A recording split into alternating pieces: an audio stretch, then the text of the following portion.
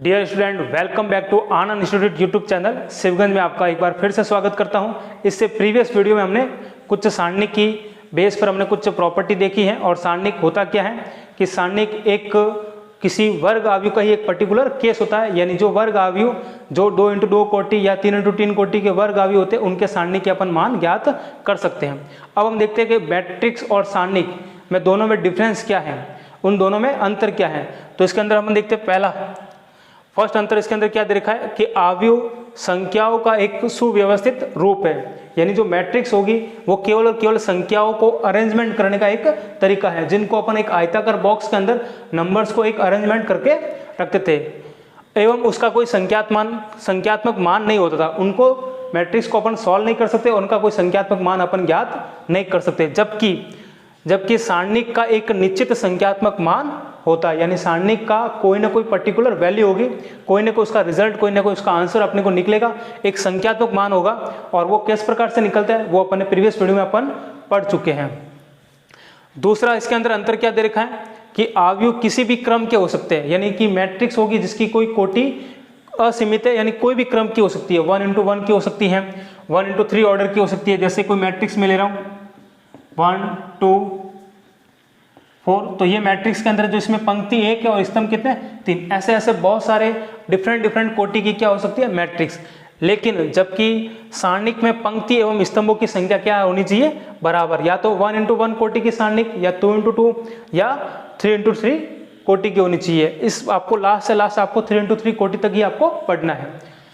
And third इसके अंदर जो डिफरेंस दे रखा है वो ये है कि आव्यूह की पंक्तियों को स्तंभों में एवं स्तंभों को पंक्तियों में बदलने पर एक नया आव्यूह प्राप्त होता है, जबकि ऐसा करने पर सारणी के मान में कोई परिवर्तन नहीं होता है।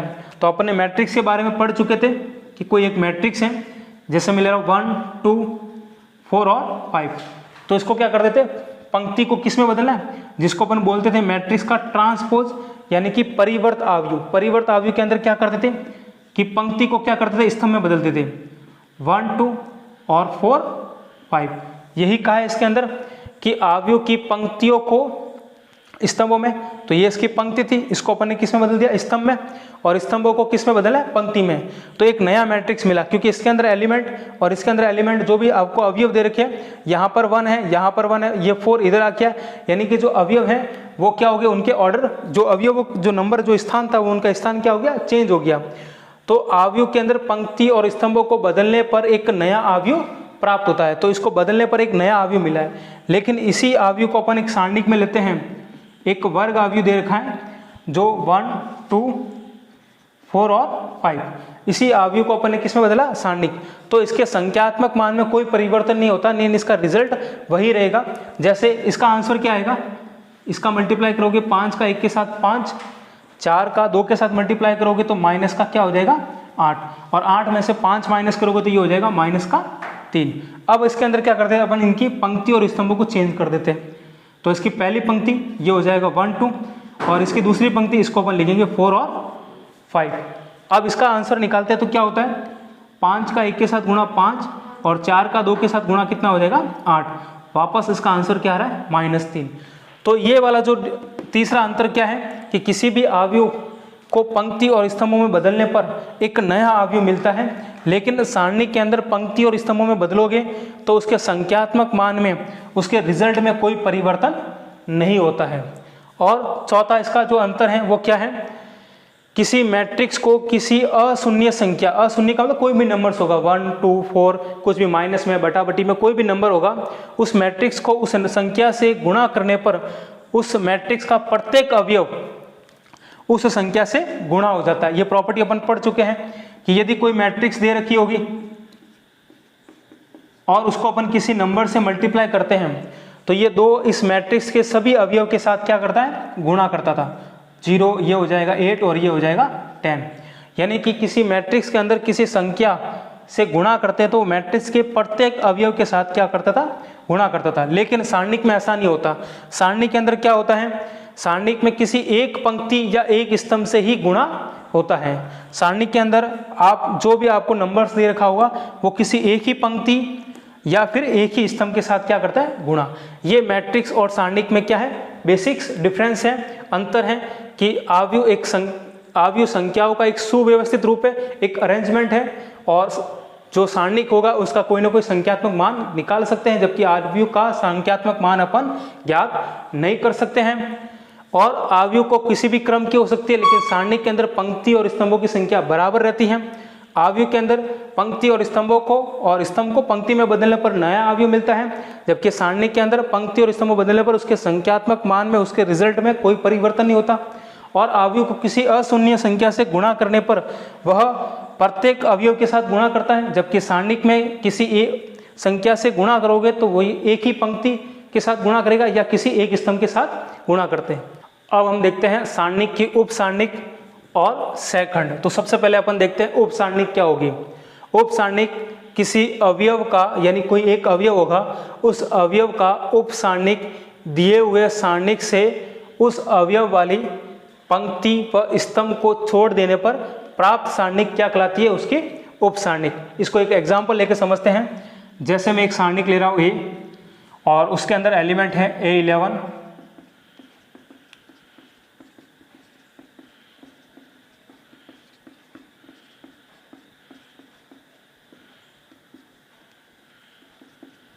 ये एक सारणिक है 3x3 कोटि की। इसके अंदर आप किसी भी एक अवयव का, ठीक है ना, कोई भी एक अवयव लो, उसकी उप सारणिक क्या होगी। जैसे मैं ले रहा हूं अवयव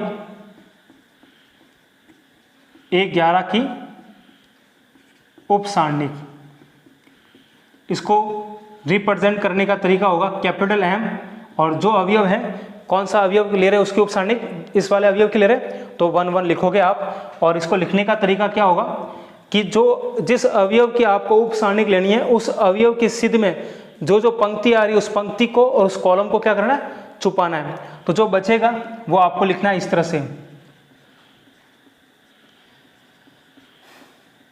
तो ये हो जाएगी अवयव A11 की उप सारणिक। इसमें से किसी भी अवयव की आपको उप सारणिक पूछ सकता है। जैसे आपको पूछ लिया है अवयव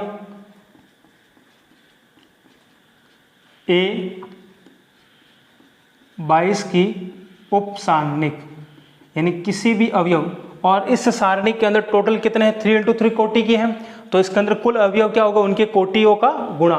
तो कुल 9 अवयव है, तो इसके अंदर उप सारणिक कितनी बनेगी, 9 सारणिक बनेगी, यानी प्रत्येक अवयव की एक क्या होगी, उप सारणिक। तो इस तरह से इसके कुल 9 उप सारणिक बनेगी। अब अपने को केवल अवयव A22 की उप सारणिक पूछा है, तो इसको लिखोगे कैपिटल M और 22।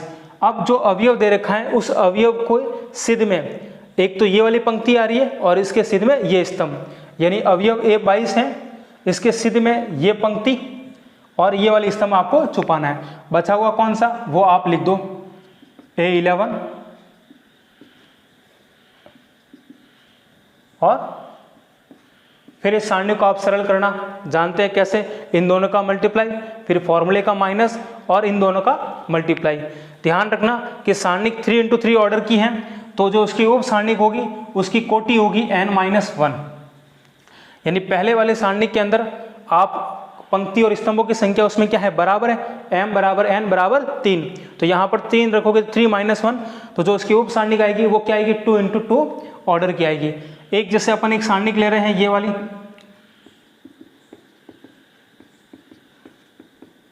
इसके अंदर किसी एक अवयव की आपको उप सारणिक पूछे, जैसे आपको पूछा है कि अवयव A21 की उप सारणिक क्या होगी, तो अवयव A21 की उप सारणिक लिखोगे आप M कैपिटल M 2 1 और इसके सिद्ध में ये पंक्ति और ये स्तंभ चला जाएगा, तो कौन सा अवयव बचेगा, केवल ये वाला ही एलिमेंट बचेगा A12। तो इसके अंदर 2x2 ऑर्डर की थी, यानी M पंक्ति और n स्तंभ है, तो 2x2 ऑर्डर की है, तो n की जगह आप 2 रखोगे 2-1, तो जो इसकी उप सारणिक आएगी वो हो जाएगी 1। तो उप सारणिक क्या है, किसी अवयव का उप सारणिक दिए हुए सारणिक से उस अवयव वाली पंक्ति व स्तंभ को छोड़ देने पर प्राप्त सारणिक होती है। यानी किसी भी अवयव की आपको उस उप सारणिक पूछे, आपको जैसे इसका उप सारणिक पूछे A33, तो करना कुछ नहीं है, उसके अवयव के सिद्ध में जो पंक्ति और जो स्तंभ आ रहे हैं उसको छोड़ना है, यानी इस पंक्ति को इस स्तंभ को छोड़ना है, बचे हुए एलिमेंट को आपको लिखना है, वो उसकी क्या हो जाएगी, उप सारणिक। अब अपन देखते हैं सारणिक का सहखंड, ठीक है ना। उप सारणिक और सहखंड के अंदर एक माइनर डिफरेंस है, थोड़ा सा ध्यान रखना है सेकंड के अंदर क्या होता है सारणी का सेकंड। अब हम देखते हैं सेकंड, तो सेकंड के अंदर एक फॉर्मूला है aij इज इक्वल टू -1 की पावर i प्लस जे और उप सारणिक mij। जिस तरह से अपन उप सारणिक खोलते थे उसी तरह से इसमें पहले वाला काम तो वही करना है, उप सारणिक तो निकालनी ही है, बस उसके अंदर आपको प्लस माइनस का ध्यान रखना है। जो अवयव जैसे 1 और 1 है, इनको 1 1 प्लस करूंगा तो 2 सम संख्या आ रही है तो यहाँ पर प्लस आएगा, 1 और 2 को प्लस करूंगा तो क्या आ रहा है 3 विषम संख्या तो क्या आएगा माइनस। जैसे मैं ले रहा हूं, यही ले रहे अपन अवयव A11 का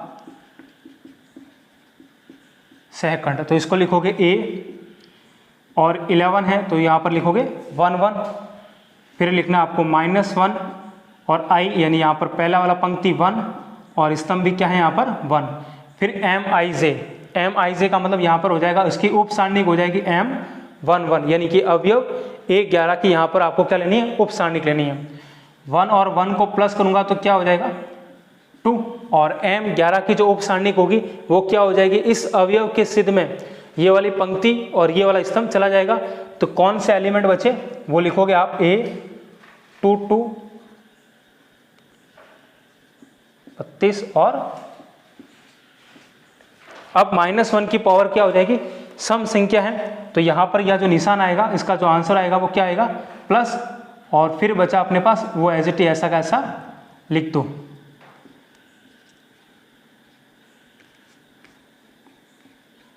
ये हो जाएगा अवयव A11 का सेकंड।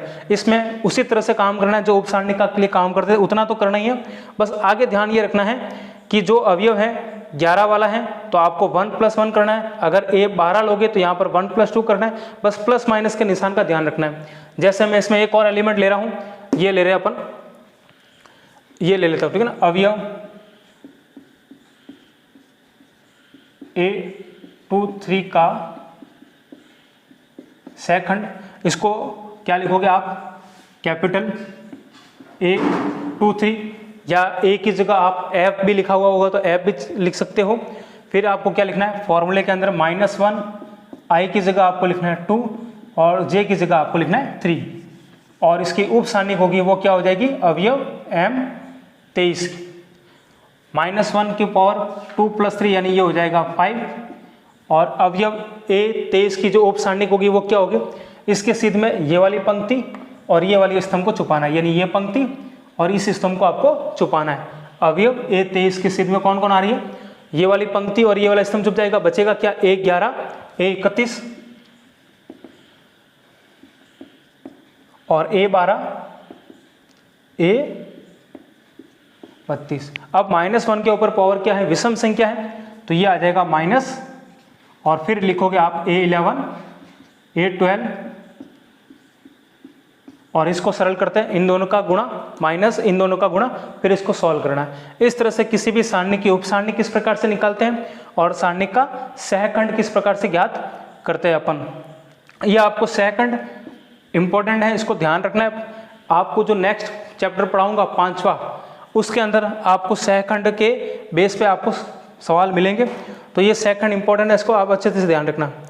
अब हम सहखंड को एक एग्जांपल लेकर समझते हैं। इसके अंदर मैं ले रहा हूं अवयव 2 का सहखंड ज्ञात करना। आपको अवयव 2 दे रखा है, इसका सहखंड ज्ञात करना है, तो इसका फॉर्मूला क्या था, कौन सा अवयव है, ये A11 और ये क्या था A12, तो यहाँ पर आपको आ जाएगा A12 -1 की पावर 1 + 2 और इसकी उप सारणिक हो जाएगी M12, यानी ये वाला फॉर्मूला इसके अंदर आपको अप्लाई करना है। तो अवयव कौन सा है 2, तो -1 और ये कौन सा एलिमेंट है 12, यानी ये हो जाएगा 1 + 2, और इसके सिद्ध में अवयव 2 के सिद्ध में उप सारणी कौन सी आ रही है, तो इसको छुपा दो इसको छुपा दो। कौन कौन से एलिमेंट बचे, -3 2 5 और 6।